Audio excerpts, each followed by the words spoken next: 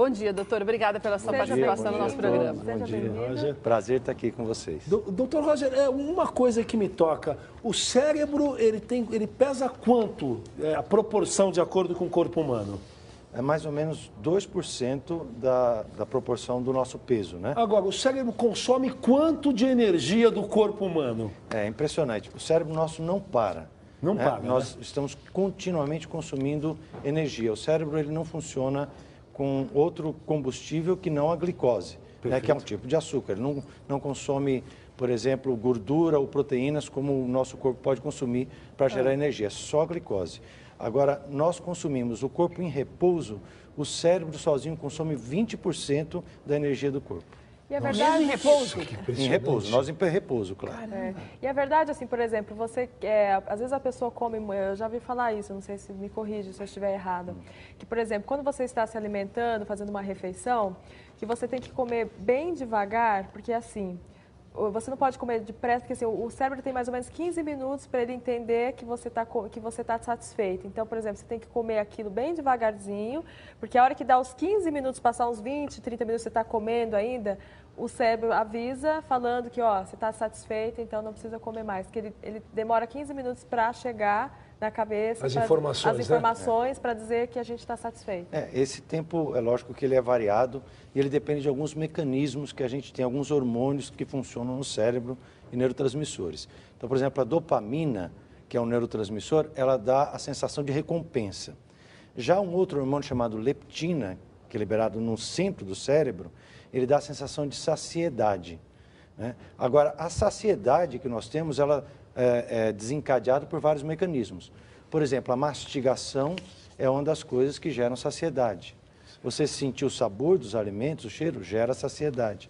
E hoje, infelizmente, aquele hábito de fast food, de comer muito rápido, o estresse, qual que é o mecanismo de saciedade que a gente usa? O estômago cheio. Volume, quantidade, né? Então, a gente come muito, qualidade baixa, e aí a única coisa que vai gerar saciedade é quando o estômago encheu.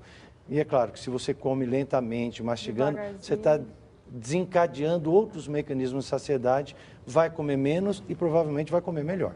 Doutor, o que preocupa um pouco são as doenças cerebrais, que a gente percebe que ao longo dos anos elas têm aumentado e a idade das pessoas acometidas por esse tipo de doença tem diminuído. O que acontece? O estresse, por exemplo, hoje pode causar o mal de Alzheimer, por exemplo, porque era uma doença que nós víamos, que nós chamávamos para pessoas bem mais velhas. E hoje nós vemos pessoas com 45, 50 anos de idade já com o mal de Alzheimer. Por que tem acontecido isso, doutor? Olha, o mal de Alzheimer é uma das grandes preocupações da população mundial, do mundo, em termos sociais, o peso econômico, que é você ter um familiar que está dependente, muitas vezes tira uma outra pessoa do trabalho para poder cuidar do familiar. Porque tem que ter alguém cuidando o tempo inteiro, né? Especiais, né? Agora, a doença de Alzheimer é uma doença idade dependente.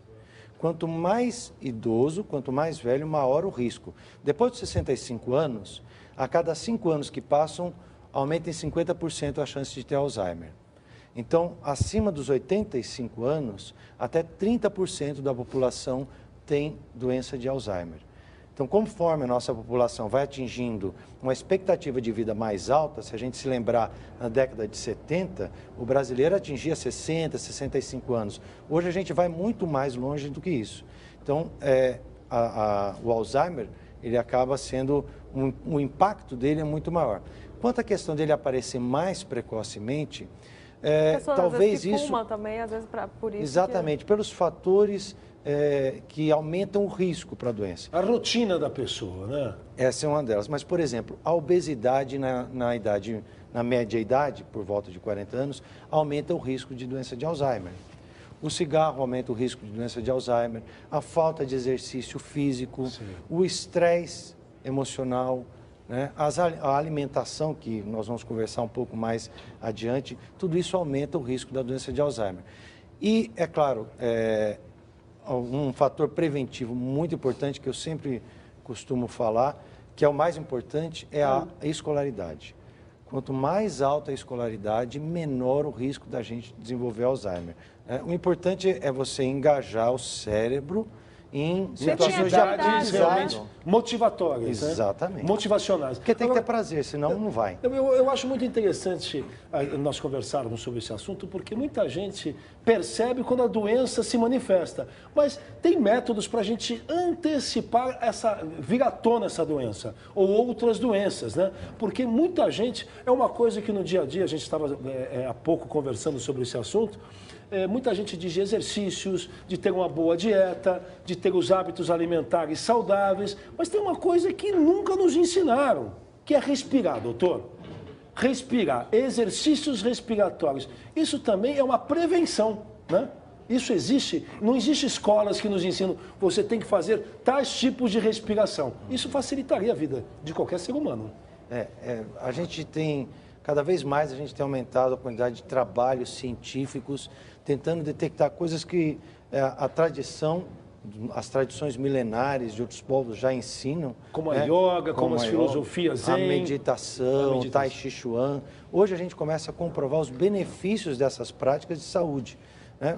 Por exemplo, se você faz uma meditação 10 a 30 minutos por dia, você melhora a sua capacidade de memória, concentração, de atenção, de aprendizado. Se você não tem atenção, você não consegue aprender, né? E às vezes falta a atenção, que é focalizar a nossa mente. Agora, doutor, realmente a alimentação, nós até trouxemos alguns alimentos para o senhor falar sobre isso, a alimentação ela pode mesmo fazer com que nós tenhamos um cérebro mais saudável, mais ativo, com menos probabilidades e riscos de doenças, doutor? Certamente. A alimentação faz bem e faz mal. Depende do que você como vai comer, a gente né? come. Está ingerindo, né? Por isso que se fala que a gente é o que come mesmo, né? É? Por isso que muita gente fala que nós somos aquilo que nós comemos, né? Certamente, certamente. É lógico que a nossa forma de se alimentar, ela reflete um padrão pessoal, individual, psicológico e também uma coisa cultural, social, né? Mas com certeza isso influencia diretamente na nossa saúde e na nossa doença. Doutor, a gente trouxe uma série de alimentos e gostaríamos da sua análise e das suas dicas a respeito. Vamos dar uma olhadinha ali na nossa cozinha? Lá, claro. Vamos lá, meninas? Vamos. Daniela Albuquerque, que é a dona da cozinha. Eu não quero invadir o setor que realmente ela conhece. Por favor, Daniela. Vem, doutor. Levem o nosso exército de Branca Leone para entender essa... Ai, que delícia. Temos morangos. Morango, milho, Abacate, brócolis. brócolis, peixe, abacate, laranja, azeite.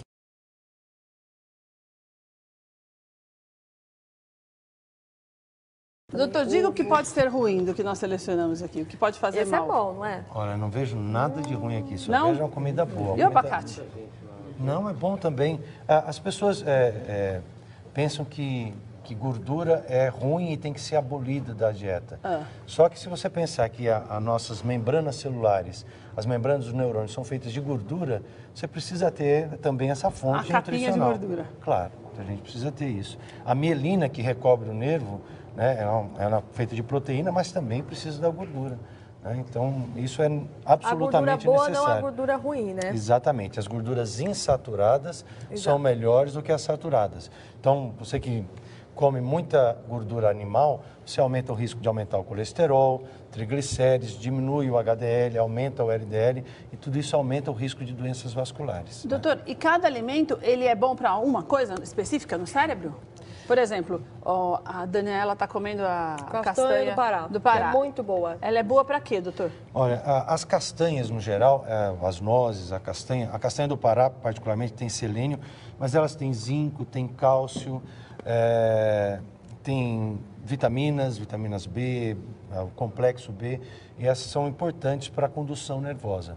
Então, as nozes são muito interessantes. As nozes têm também fenilalanina e outras substâncias que vão gerar neurotransmissores, que é a dopamina, a noradrenalina. E daí fazem o que no cérebro? A noradrenalina e a dopamina está relacionada com os movimentos do corpo, a noradrenalina com o estado de atenção, de alerta, e também desencadeia as reações de resposta rápida. Só que em excesso já não é legal, né, doutor? Porque aí já tem muita caloria, né? Exatamente. O segredo é uma dieta balanceada, né? Então, por exemplo, a gente também não pode ser radicalmente contra os carboidratos. Carboidrato não é ruim, carboidrato é bom. Qual carboidrato? De preferência os carboidratos complexos. Ao invés de você comer um doce puro, É melhor você comer um açúcar como aquele que tem no amido, como que tem aqui no milho. No milho. Né? Como tem no arroz, até nas massas mesmo. Batata. É interessante, por exemplo, reservar os carboidratos mais para comer à noite. No almoço, proteínas magras, além da questão da digestão mais rápida, o carboidrato, ele tem triptofano. E o triptofano aumenta a produção de serotonina, melhora o sono e você dorme melhor. Doutor, o que é que pode fazer, o que faz bem, por exemplo, para ativar a memória? Para nós termos uma memória mais abrangente, lembrar mais as coisas? Olha, a memória ela está relacionada, assim, entre outros neurotransmissores, o mais importante que está relacionado com a doença de Alzheimer também é a acetilcolina.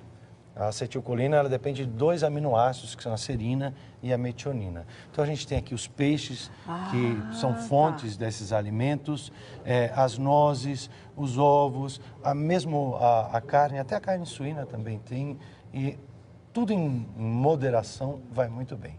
Né? A melhor dieta que tem atualmente, considerada do ponto de vista médico, é a chamada dieta mediterrânea, que é uma dieta que vai azeite, bastante peixe, pouca carne bovina, carne vermelha, bastante verdura, bastante fruta e uma quantidade moderada de carboidratos e de gordura saturada. Mas a carne vermelha faz mal para a saúde? Ela faz bem, por exemplo, ela é fonte de vitamina B, de vitamina B12, por exemplo, de vitamina K, então ela é importante também. Se você tiver uma dieta completamente ausente da carne, você precisa às vezes tomar injeção de vitamina B12 para compensar essa deficiência, mas a carne vermelha está relacionada com problemas intestinais, pode aumentar o risco de câncer. Então, de modo geral, o peixe ele é mais vantajoso do que a carne vermelha porque ele contém, por exemplo, o ômega 3, que é uma gordura muito importante para a formação dos lipídios de membrana. O AVC, ele pode ser decorrente de estresse mesmo, doutor, de uma vida muito desregrada? Olha, o acidente vascular cerebral, ele é a maior causa de morte no mundo. É a principal causa de mortalidade, maior do que o infarto do miocárdio, maior do que os cânceres. E é por causa disso, doutor? É por causa de estresse, por causa de pressão alta, diabetes, de colesterol alto. A gente fala em acidente vascular cerebral, mas o acidente vascular cerebral não é um acidente. Ele é previsível e prevenível. Então, ele é decorrente dos nossos hábitos de saúde, infelizmente, deficientes, né?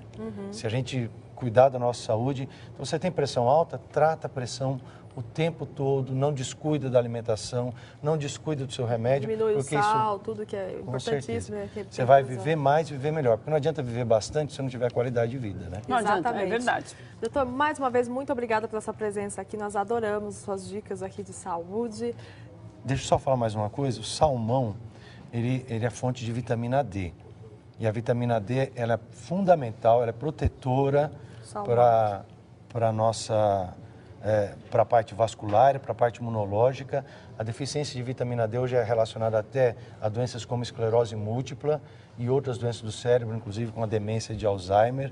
Então, a gente tem uma fonte adequada de vitamina D e a vitamina D precisa que você tome sol também, né? A gente fica no meio do caminho, né? Porque se você passa protetor solar para se proteger contra o câncer de pele, contra o melanoma, você diminui até 95% a absorção de ultravioleta.